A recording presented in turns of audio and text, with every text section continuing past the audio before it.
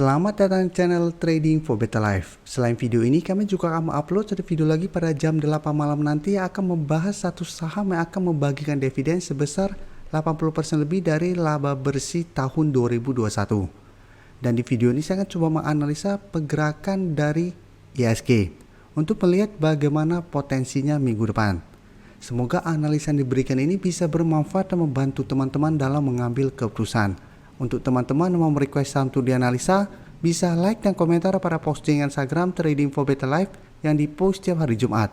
Dan bagi teman-teman yang belum subscribe channel ini, silakan tekan tombol subscribe agar tidak ketinggalan informasi dan analisa saham terbaru yang akan diupload setiap harinya.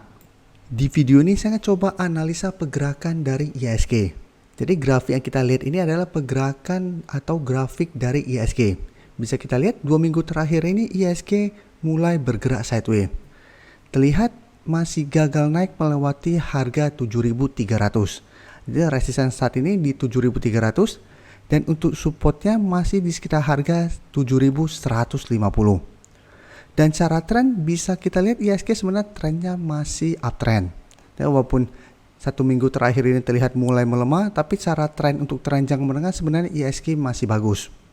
Dan minggu depan adalah minggu terakhir perdagangan di bulan April. Setelah itu kita ada libur panjang dan akan masuk bulan Mei. Dan biasanya pada saat menjelang libur panjang, apalagi sudah mulai mau lebaran, perdagangan akan lebih lesu daripada biasanya. Karena mungkin sudah banyak yang liburan, sudah tidak banyak transaksi sehingga perdagangan transaksinya tidak akan sebanyak sebelumnya. Dan kita juga harus hati-hati, ada potensi untuk bandar-bandar atau trader-trader yang sebelumnya sudah untung lumayan besar akan melakukan take profit di minggu depan ini. Tapi secara tren apakah saat ini IHSG sudah tidak aman, sudah rawan koreksi atau mulai bergerak downtrend? Seperti saya bilang, tren IHSG saat ini masih sangat bagus. Bisa kita lihat garis EMA 50 saja saat ini masih di atas support psikologis di angka 7.000. Jadi untuk saya pribadi selama IHSG masih bertahan di atas harga 7.000 yang merupakan support psikologis saat ini, tren IHSG masih aman. Jadi masih ada potensi untuk bangkit kembali. Tapi memang minggu depan ada beberapa sentimen negatif. Pertama bisa kita lihat Jumat kemarin Wall Street turun lumayan dalam 2% lebih. Ini sentimen negatif dari global walaupun memang penurunan Wall Street karena memang internal dalam negeri mereka. Tapi tetap kita harus hati-hati apalagi kita tahu dari sentimen negatif dalam negeri juga ada larangan ekspor CPO. Takutnya juga minggu depan ada panic selling di sektor CPO. Itu juga bisa bikin IHSG bergerak turun. Dan yang harus kita perhatikan juga adalah saham GoTo. Kenapa saham GoTo harus kita perhatikan juga? Karena saham GoTo berpengaruh dengan pergerakan IHSG karena market caps-nya yang sangat besar. Dan kita tahu saat ini saham GoTo pergerakannya masih bertahan di atas harga IPO-nya di 338. Tapi kenapa dia masih bisa bertahan terus? Karena ada dana stabilisasi. Dan jadi masalahnya adalah dana stabilisasinya nyaris habis. Saham GoTo tidak kunjung naik. Ini masalahnya karena total dana dikeluarkan telah mencapai 98% lebih dari anggaran yang disiapkan. Jadi saat ini dana yang tersisa minggu depan itu kurang dari 2%. Jadi apabila ternyata hari Senin depan GoTo gagal bertahan di atas harga IPO-nya dan dana stabilisasinya ternyata habis, maka GoTo akan bergerak downtrend. Jadi harga akan turun di bawah harga IPO-nya dan apabila turun lumayan dalam, IHSG juga pasti akan tertarik ke bawah. Ini juga yang harus kita perhatikan. Hari Jumat kemarin, GoTo memang sempat turun di bawah harga IPO-nya tapi menjelang penutupan balik kembali menyentuh harga 340. Kenaikan ini karena ada dana stabilisasi ini.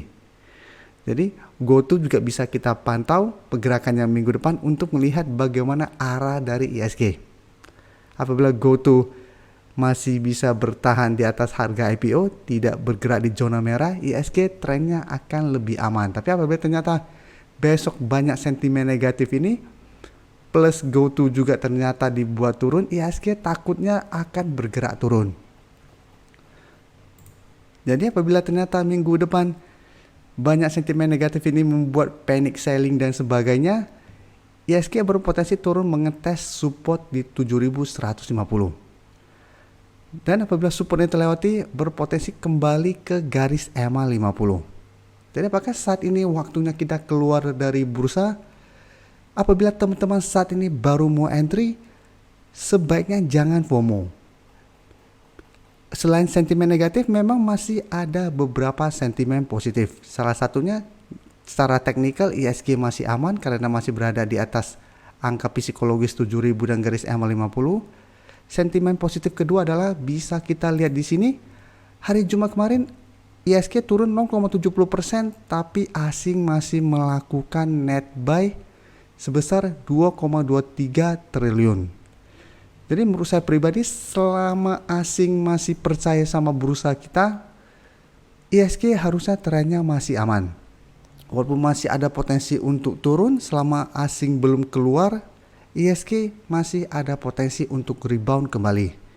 Dan bisa kita baca sekilas di sini, pada saat penurunan hari Jumat kemarin, asing masih melakukan pembelian besar di TBIG, BBNI, BMRI, dan BBCA. Walaupun kita tahu kemarin sektor perbankan bergerak turun, tapi asing masih melakukan akumulasi. Jadi ini merupakan sentimen positif untuk sektor perbankan. Walaupun ada turun, apabila teman-teman sudah mempunyai saham ini, menurut saya masih bisa di hold karena asing masih akumulasi.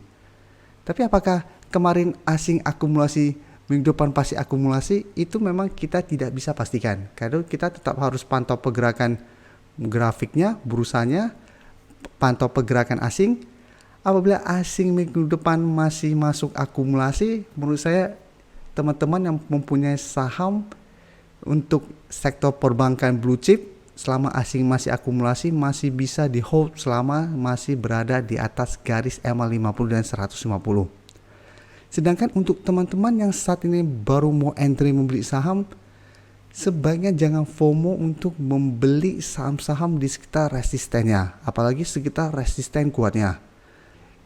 Apabila teman-teman mau entry, coba screening saham-saham mana yang berada dekat dengan support kuatnya. Apabila minggu depan masih bisa bertahan dan rebound, teman-teman entry itu baru lebih aman. Terima kasih telah menonton video ini.